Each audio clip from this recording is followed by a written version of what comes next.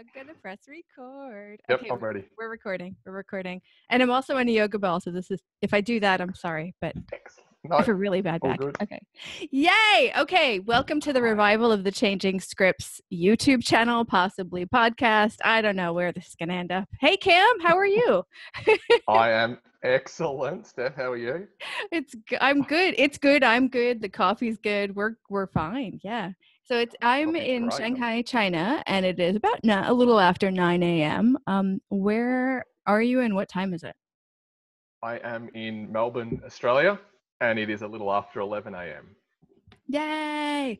Okay. So we're gonna do a slightly different type of video for this, and I'm excited that Cam came up with this idea. We're going to do a before and after type of thing. Why are you laughing? It was your idea. It was a great idea. There we go. I'll take the credit, no problem. So before and after. So Cam's been learning Mandarin Chinese for how long now? Around 6-7 months now. 6-7 months. And so we're gonna snapshot right now with 5 questions that he created. I love it when I don't have to do the work. And then 6 months from now, we're gonna come back and ask him the same questions, and the study pressure will be on during those 6 months. Do you think you can handle it?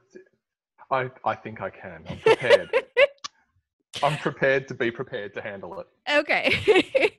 So, all right, let's dive in. Question number 1. What are you currently spending your language learning time on? Including what tasks and how much time and what goal? Wow, your questions are hard, man. Let's do them one at a time. What are you currently spending your language learning time on?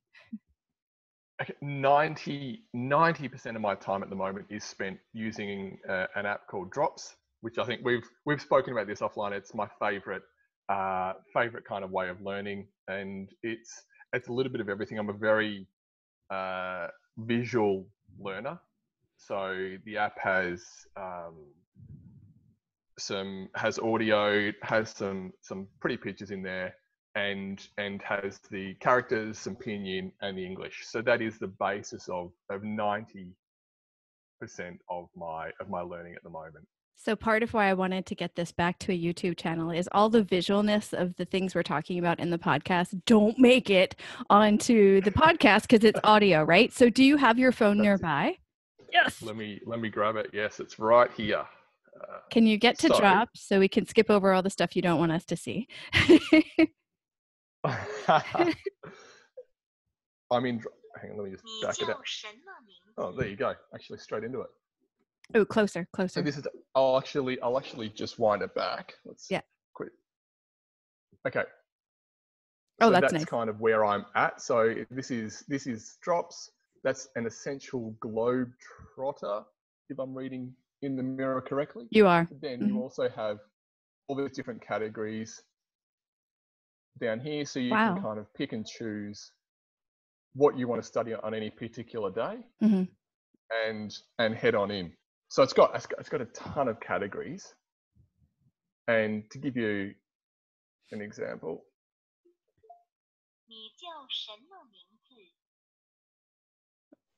What is your name? 你叫什么名字? Yeah. Yeah, so then you're going to go, okay, yeah, I want to learn that one. Let's drag it down there. And it keeps going, and then it'll take you through, what is your name? And I don't know which one it was. Oh, I got it right. And so it keeps repeating the audio, gives you pretty pictures. Oh, Warbin, but I am sick. Oh. Got that No. right. So it gives you the tick if it's right. It gives you the cross if it's wrong. That's a pretty intense wrong. Wow. I think this is stop. Don't go any further. Yeah. I can't remember if that was right or wrong. So let's just tick it. Hey, I got it right. Yay. So it gives you. It's a really good way for me of learning, because it's kind of a bit of everything. So it gives you all the different options. You can choose from lots of different categories on what you want to learn on that day, whether it's kind of sightseeing words, or whether it's food, whether it's shopping, or whatever it might be. Yeah. So And for someone like me I've got just a touch of learning ADD. So you can kind of jump around a bit, which is always nice. Mm-hmm. And you spend an hour a day on the app? At the moment, I'm spending about half hour to 45 minutes on the app. That's nice. Well, it's kind of easy because you just pick it up. You got a spare 5 minutes. I've tried really hard to stop myself from, if I'm waiting in line for a coffee or if I'm waiting somewhere to go, Instagram or Facebook, mm-hmm. as you tend to do, and go actually the app instead. And so you can able to build up this time over the day, which is great. The other time I'm spending is I purchased a program a little while ago called Foreign Language Road Running by a guy called Moses McCormick, mm-hmm. who is kind of he's pretty ridiculous when it comes to learning languages. He has a great intermediate level across quite a variety of languages, a mm-hmm. ton of them. But his specialty is Mandarin Chinese, mm-hmm. And his program's all about learning effectively just parroting phrases mm-hmm. with a view to being able to speak to people in real life. So that's the other part of my learning, and that's 90% of my problem. Is that it? Okay. That's the one. I'm trying to make use of the visualness of YouTube. Fantastic. Okay. Well, this is it. And if anyone's interested, I would he has, I'm not sure how, not that it's not ethical, but it's not great for people, but he goes around and he actually has a hidden camera on him when mm-hmm. he goes and talks to people on the street, and he puts these videos up on YouTube. Oh, that's cool. You watch him walk into a restaurant and he'll talk to someone in Chinese, then in Korean, then in Japanese, and pick a language, then in Russian, then in Italian, or whatever it might be. And it's a really cool process. Wow, that's really affordable too. $40. I was going to say, the other part is it's not expensive. Wow. And this first course that you're looking at there is 8 weeks. I bought it a little while ago. I got a couple of weeks in, got busy, started all over again, and I'm currently in week 2. Mm-hmm.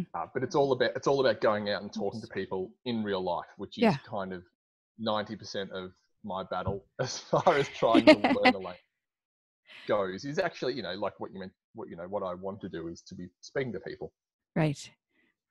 That's very, very cool. Yeah, because I heard on your podcast that you were talking about the FLR method, and the first time you mentioned it, you said the full thing, but then I kind of just was starting to listen to the other stuff that you were talking about, and I forgot to look it up. So I'm really glad that you brought that up again. That's really cool. How did you hear about that? I think I was on one of those deep dives on YouTube mm-hmm. one day when you get lost in a rabbit hole. Yeah. And I came across one of his, I was looking up something to do with Mandarin. I came across one of his videos, and he was in a restaurant, and he spoke, I think, had conversations in 8 languages, all in like a 10-minute kind of window. And people they're like, come over here and talk to him. And so people were just coming up with all these different languages, Spanish and Chinese, Korean, Japanese, Greek. And I was like, this is just ridiculous. Wow. And as you do, I then watched video after video after video. And it came around that Chinese was his, like he can hold a good conversation in a lot of other languages, but Chinese is his specialty. And I thought, I'll look further into it. Right. And it's all about getting you to talk. So I thought that's probably not a bad place to go. And like you said, the cost is really good. Yeah. Especially since a lot of apps these days, language apps specifically, they'll have a free version, but then you hit a very real wall pretty quickly, and you have to end up paying $3, $4, $5 or more. Correct. I should disclose with Drops, I have the premium version, which which I believe, I forget how much it was. It might have been $50 for the year, or for a couple of years. Yeah. Again, it's kind of a reasonable amount. The limitation with the free version is just one of time. So you have 15 minutes a day maximum in total.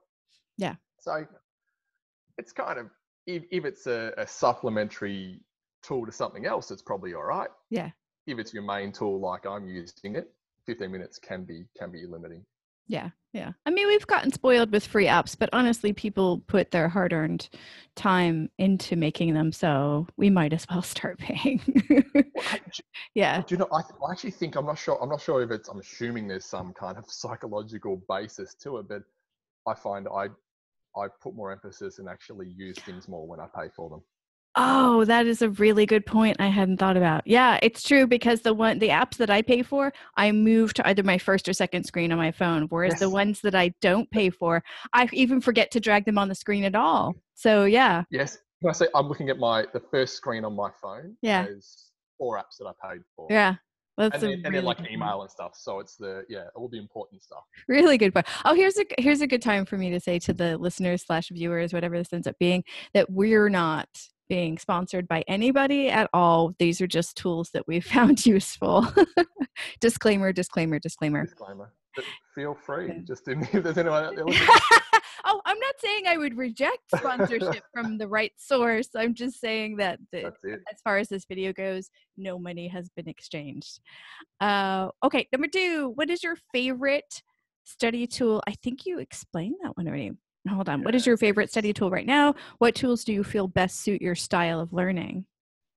Yeah, I probably did explain that. Drops is by far my favorite study tool.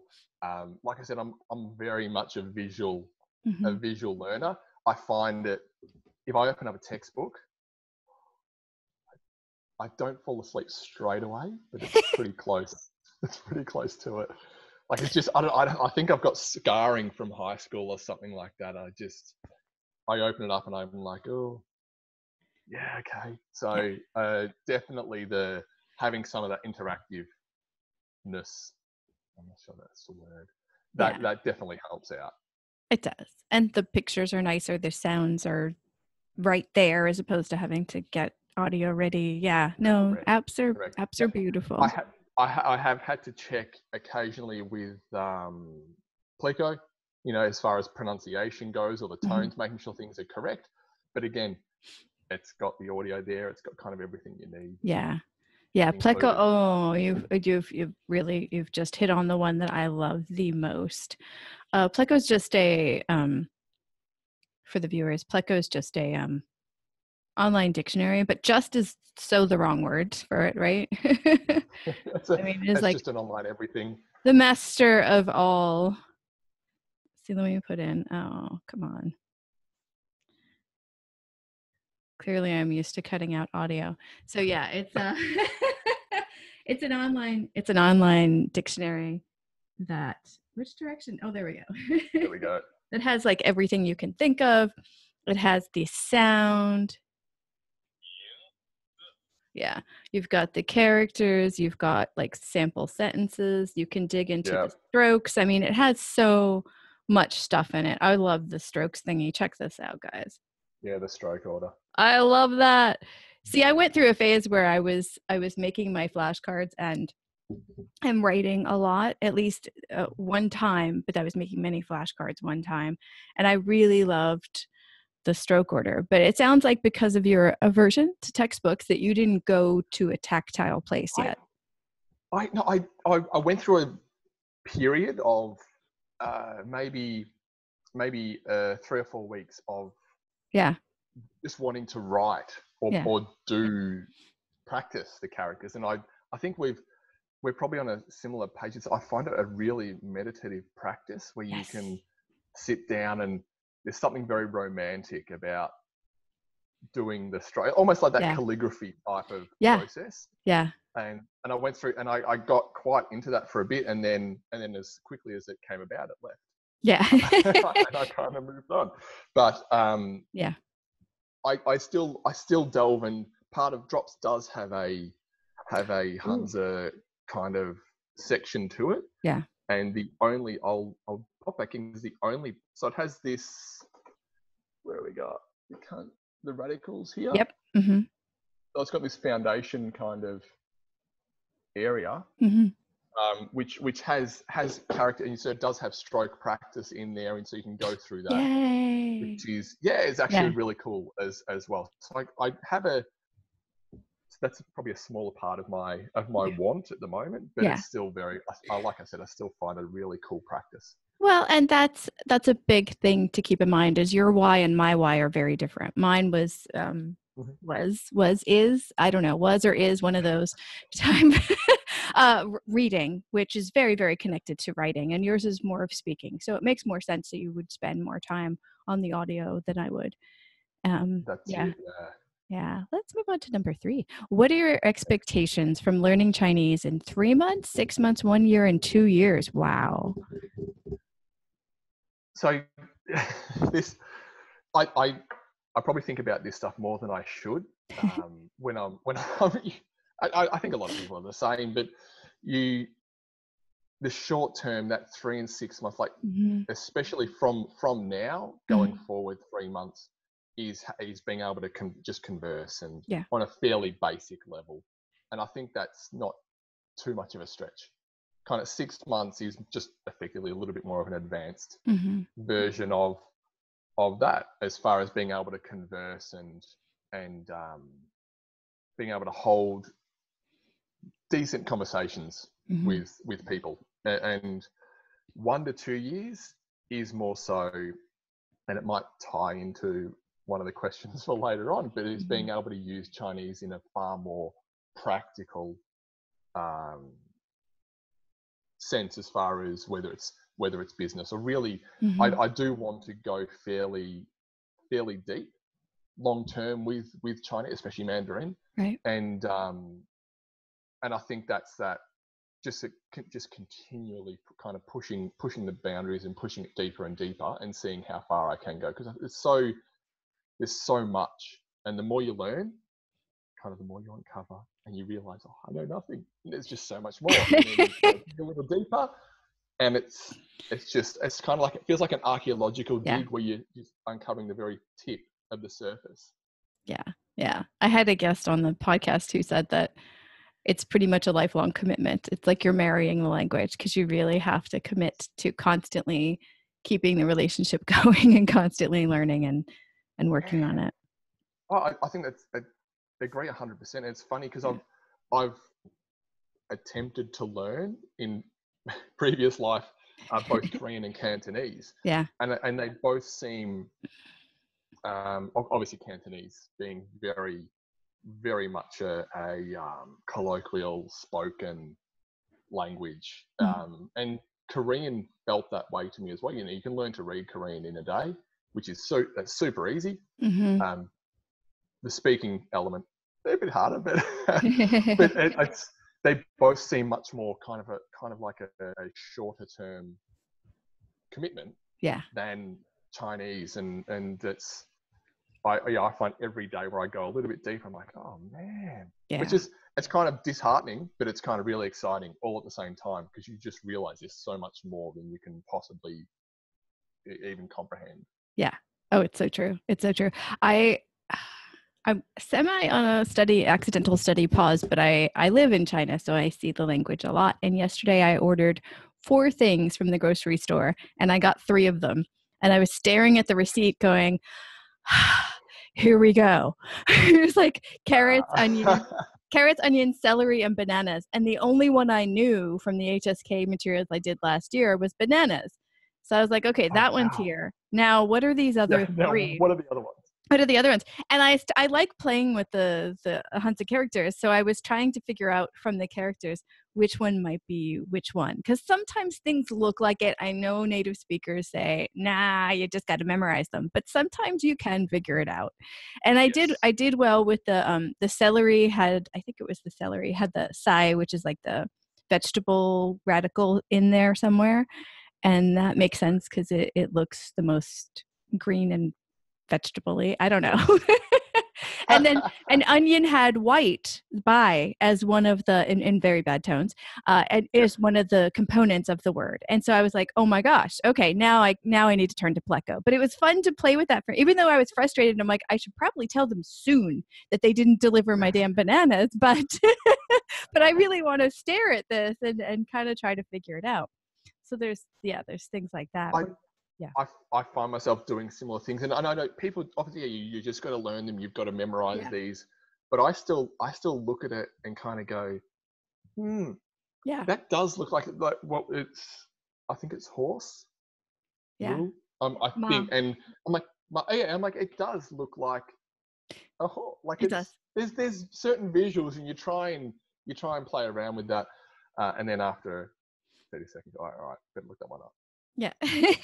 Well, the more you learn, the more you realize that the newer words are like compounds of the older words, which are the older characters, and they have semantic meaning, and the more so in traditional than simplified, but still there's nuggets of stuff in there that are familiar, which, Well, that's actually one of the other things is because I'm whatever on drops, you can choose between traditional and simplified. Yeah. For the characters, and I've chosen traditional mainly because I want to circle back around at a later stage and learn Cantonese. So it's okay.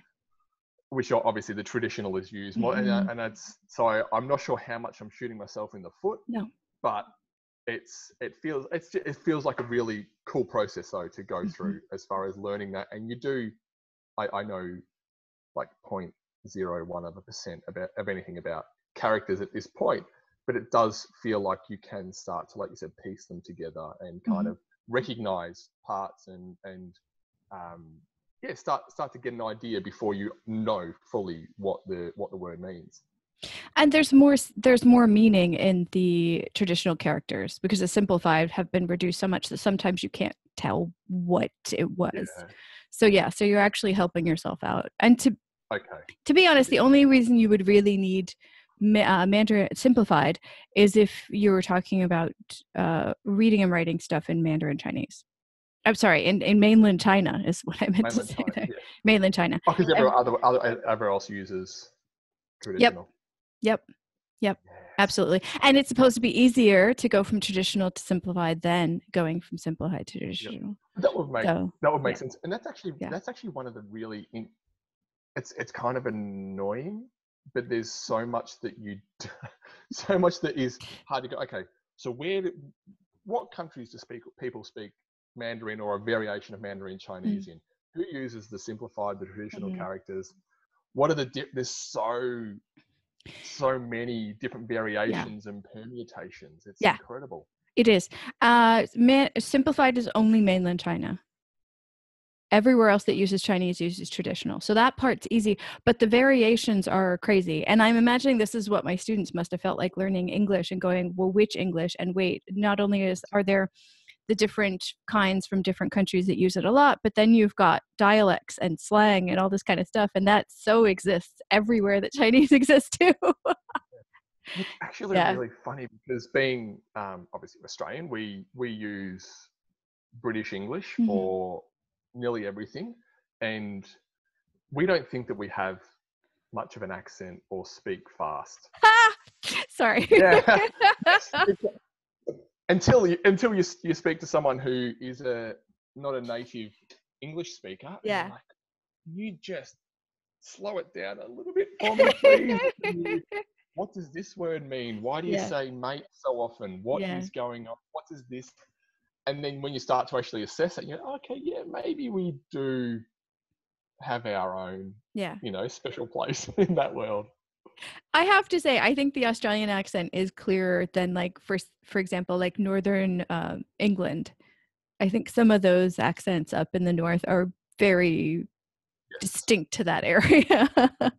I think it's a lot of the problem with Australia is the slang and the speed at which we and the abbreviations, shortening so many words it's hard even for me. Yeah, I have to think, okay, what could that be in its fullest form? If we can shorten a word or add a Y to the end of it, we will.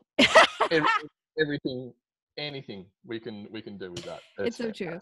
And to be quite honest, in English, I have fun with this. When I talk to people who use different forms of English, I have fun with it. But in Mandarin Chinese, I'm sort of like, what are you doing? Why is that happening? But like, yeah, in Shanghai, there's people from all over the country that come in. It's a migrant city. And I'm just like, I think I have one transaction down. I can do one simple exchange. And then it just goes boom. Because like, nope, you're from a place I don't know your accent. I can't figure out the words that you're saying or where the words even are. This is not happening. And I think that's one of the big hurdles to overcome. Like because I'm obviously focused on speaking, is you go and talk to someone and you get that the kind of the you know when you've got a Mac and you get the white screen of death. Yeah, that's what I get from people. It's they're just the blank face of death when you say something to them. They kind of just go. It's hard. It's hard. Yeah. And you start to question. You go, hang on, did I get that right? I'm pretty sure I was. And then instead of pursuing, my default response is English. It's just, hey. Sorry, I'm having trouble with my earphone. My default response is just to go, all right, and it's talking, because most people here speak a variation of English, no matter where they're from. So it's that's a really hard hurdle to overcome as well. It is, and the only way I've sort of gotten around it is by constantly asking the question a few different, because it's usually a question that I'm asking. So for me, it's like repeating it a few different times, trying out different words, slowing down or speeding up, depending on how different their accent is than I'm used to, because maybe I'm saying it too slow and they're used to it being fast. I don't know. And then I whip out like Google Translate or Pleco and I try to do the written version, because that is the one connector of all the languages, of all the dialects, of all the accents, of all that stuff. So then I try to do that. That's a good point. What's funny, because I remember there's a Chinese teacher who based out of Hong Kong, Cecilia Gamsberg, who I've had some of her material before, and she's fantastic. And one of her best pieces of advice was, in the beginning, only ask questions that you know the answer to, which just kind of makes sense, because then you know. And that's similar to that FLR method. Is a lot of the questions that you're asking, or those phrases you're learning, you learn the question and the answer, so you've kind of got both. So you ask a question, when they say something back, you know what they're going to say, so you're prepared to go over the next step. But it's still that case of when you ask a question and you get, oh bugger, do I have to speed it up? Slow it down. Am I pronouncing it correctly? Are my tones anywhere close to? Nah. Sometimes they're just not expecting it from you. I mean, they're just not expecting it from someone that doesn't look like them. And so you just keep going. If you know the possible answers, like if it's left or right, like if it's a direction thingy, then start saying the answers, like, what is it? Yo guai, yo guai, shima. No, zhou guai shima. What is left? Zhou guai ma, yo guai ma. Like, just try to come out with some of the answers and just kind of keep going, because this really distracts people. They really think that most people can't speak Chinese. I think this, especially in Australia, distracts people. A guy I play basketball with is from Taiwan, and we had a very brief conversation in Chinese the other day, and he's just looking at me, and we're good friends, and he's like, what?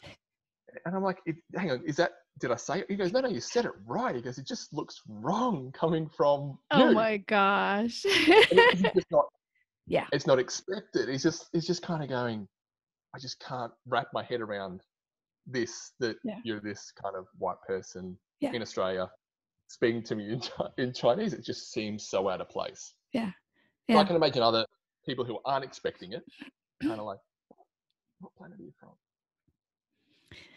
Yeah. But I had a similar reaction in a hostel like 10, 15 years ago, a long time ago, where I met an Italian woman, and we were in Budapest, Hungary, and she was trying to get work, and she knew Hungarian, and she switched from English with me with a strong Italian accent to answering the phone from somebody that was calling her about a job, because she was like, oh my God, this is him. And she switches to Hungarian, and I'm just like disconnect. Wait, how many languages can you just do this with? And it wasn't so much, it didn't look like she could speak that language, but it was just so weird to hear her accents change so quickly. Yes. And it was a little bit disconcerting, and, language jealousy. That language jealousy is Yeah. real. It's so real. I had that yesterday. I think I've spoken on the podcast before about the hairdresser I go to I actually found out yesterday he's from Hong Kong. Yeah. But speaks Mandarin, Cantonese, obviously, perfect English, and I think he speaks a couple of other languages as well on the slide. Very unassuming. Mm-hmm. But he switches seamlessly between Cantonese and Mandarin depending upon who walks into the shop. Mm-hmm. And I just experienced the most insane for no other. I mean, he's Chinese. I know he's going to speak one of them really well. Right. But the fact that seamless transition, I'm like, oh man, that is fantastic. And they are different languages. So it is, yes, it is learning to get to both that level in both of them. Oh my goodness. That's exactly right. Yeah, language jealousy. It reminds me of one of my favorite movies, True Lies, mm-hmm. I know he doesn't speak this language in real life, but at the very start of the movie, Arnold Schwarzenegger, when he enters this party that's going on, and he speaks to a guy in Arabic, but underneath it has in subtitles perfect Arabic that he's speaking to the guy. And I'm kind of like, that's how I'm assuming that's how every language learner wants to be received. Is that whenever you just break out a language to someone, they're going to be like, oh my god, that's perfect, well done. That's funny. See, I would be happy with just them not even acknowledging that it was difficult for them to keep the conversation going. That's my goal. Although it's not my goal. My goal is to be able to just pull up a web page and just to be able to navigate it without 700 yoga breaths and be able to, okay, I know exactly what's in front of me.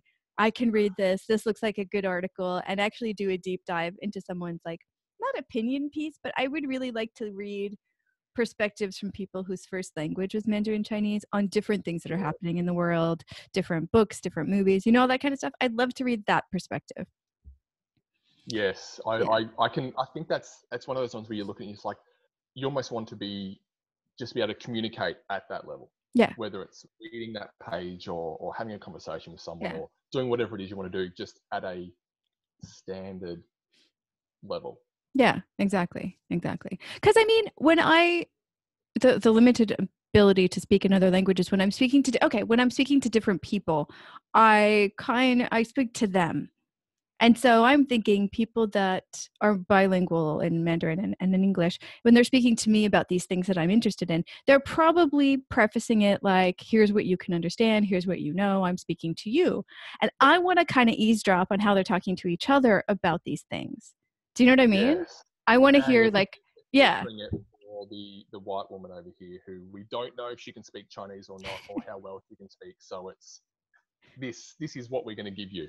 Yeah. And again, I do that with it. I mean, I talk to who I'm talking to too. So it's not like it's a manipulative thing. I just want to be a cultural fly on the wall and read the things that they're saying to each other, because it feels kind of more truthful than when it's being translated and positioned to somebody who's outside the culture. So I'd love to have that kind of view. I certainly understand that. Number 4. Where do you see yourself taking your Chinese studies in the future? So I'm guessing, since your last question was going up to 2 years, let's go 10 years into the future? 10 years in, wow. I think I do want to go deep with Chinese, and it's funny. It's one thing straight out of high school, I studied traditional Chinese medicine at university. Oh. And for no other reason that I didn't get the marks that I wanted to get into other more preferential subjects, but also my uncle was one of the first traditional Chinese medicine practitioners here in Australia. Oh, wow. Back in the day. Yeah. And it had always been an area of interest for me. Don't ask me how or why, but it had kind of always been in the background somewhere. And so I actually learned Mandarin as a part of that. We learned obviously about the culture, about a bit of history, in addition to, it was herbal medicine, not acupuncture at the time. It was also just herbal medicine. And so I kind of getting that that level of kind of understanding then, and that was frighteningly 21 years ago. over 20, it's a long time ago. And I've dabbled in Chinese ever since. Mm-hmm. And it does seem like I do want to take it kind of as deep as I possibly can. And I think that's more so once you, because I probably think about this more than I should, as opposed to just going and doing the work. But once you reach a level of fluency, as far as being able to converse and being able to, to read and write at a basic or sorry, not basic, at a kind of standard level, that fluency where you can navigate your way, say, throughout life, whether it's be reading a blog post or having a conversation with a native Chinese speaker, then what's the next level of how deep do you want to go after that? And that's kind of that's probably the harder part, where I won't know until I get to that point. But I do know that I want to go as deep into that as I possibly can.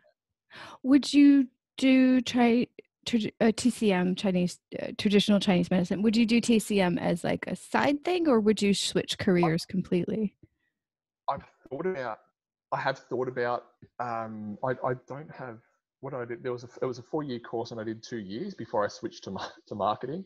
Just a slight career change there. But no, I have thought about going back. I haven't never reached a conclusion on that. It's kind of like it's a point in the future, but I like the idea of it. I'm not sure how committed I would be, but I do think in some way, at the moment, I have clients of mine in business who are Chinese. So we have quite a few at the moment, and those who they've spoken to me. And part of the reason I changed from Cantonese to Mandarin was for work, for business opportunities in the future. So I think there's scope for that. But also the other part of me is I do love the Chinese classics and history and calligraphy and that side of things. And I think that's kind of that's maybe an underlying theme that keeps running through, where I'm like, okay, that would be something to delve into once you get that fluency part down.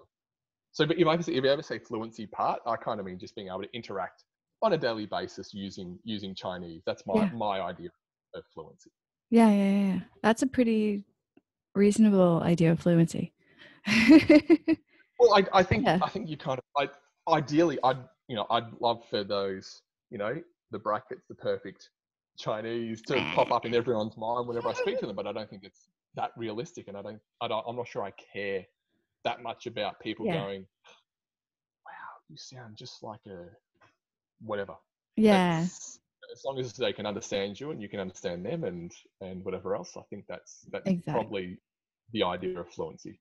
That is. I mean, at some point, even in English, there are subjects I don't know about, and I have to ask people questions to understand what they're saying. So I imagine in a second language, when I got to a certain level of fluency, I still wouldn't know everything that people would be talking about in that language. So at a certain point, you'd have to have some really good questions to get to.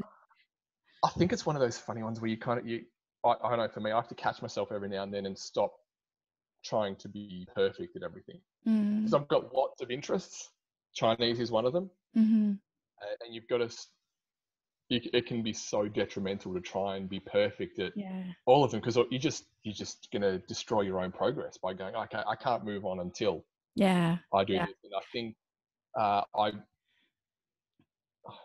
the name escapes me, but it was a guest on your podcast regarding fluency over accuracy.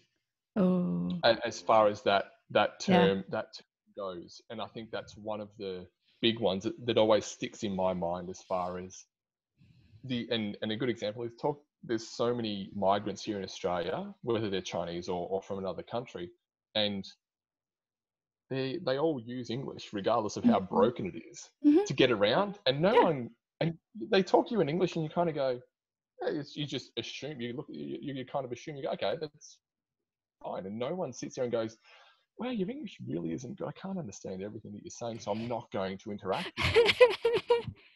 But it's learning the other way. You just kind of assume, like, oh, it has to be perfect before I can start talking to people. Yeah. Yeah. It's easy to hurdles to overcome. Yeah. Well, and so much going on in my brain, because there are some people in the US who would stop and say, I just can't understand your funny accent, or I just can't understand it. Why don't you just learn it better? There are people that would stop and say that. But I think the majority of people would roll with whatever was being said. Correct. Oh, especially when you take a lot of people who come here, they speak their native language, they speak potentially another language as well, plus English at a broken or intermediate level. So they're doing a whole lot better than all of us natives who speak just English. Yeah. I loved it when the English teachers in the language centers that I worked in would be like, oh, they're just not very smart, blah, blah, blah. Like when they were teaching a beginner class, and I'm like, hey, or not a beginner, like a elementary class where they could kind of get the ideas out, but they weren't really polished or deep yet. And I'm like, they're doing that in their second language. That's it. Most of us are monolingual. They're already far ahead of us.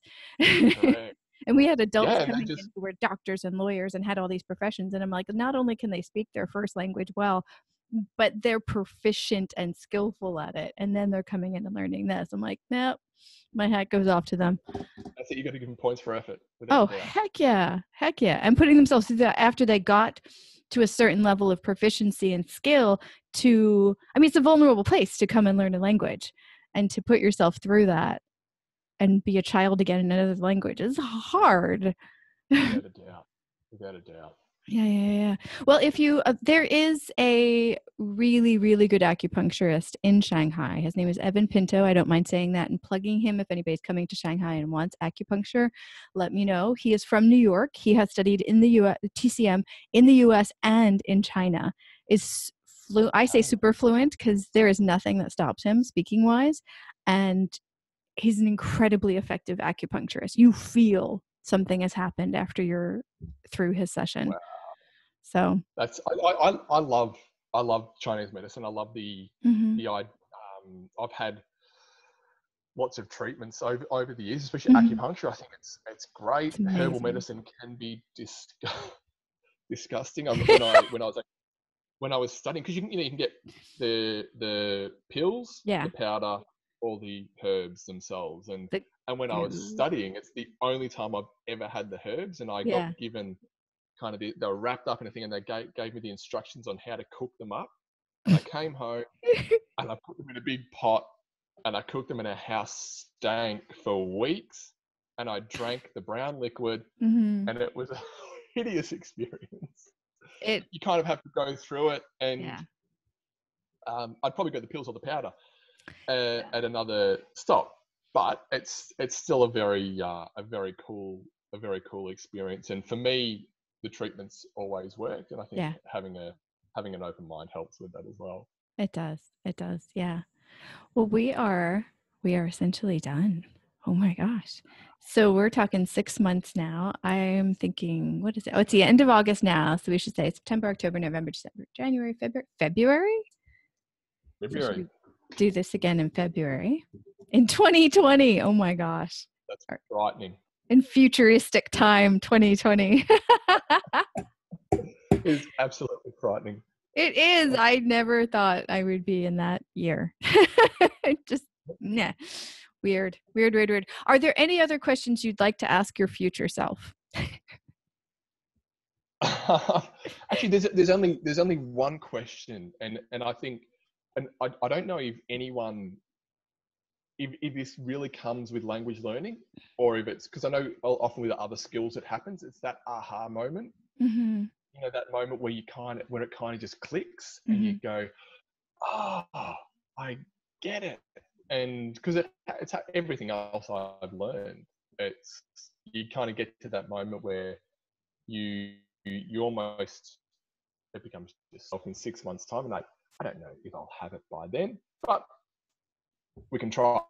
So that might be the one to ask in 2020 is if there's been any aha moments. Got it.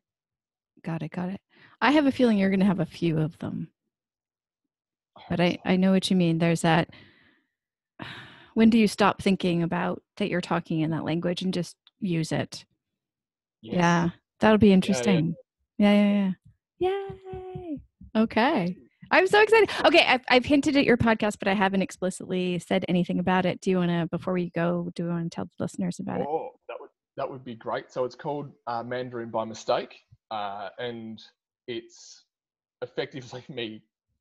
I say I hate the word journey, but it's me kind of putting out there my experience in learning Mandarin and attempting to make as many mistakes as humanly possible, and which I make lots of. So that's what it's at. I have an Instagram page which is mandarin.by.mistake is my handle. Mm-hmm. The podcast is currently available through Podbean and iTunes.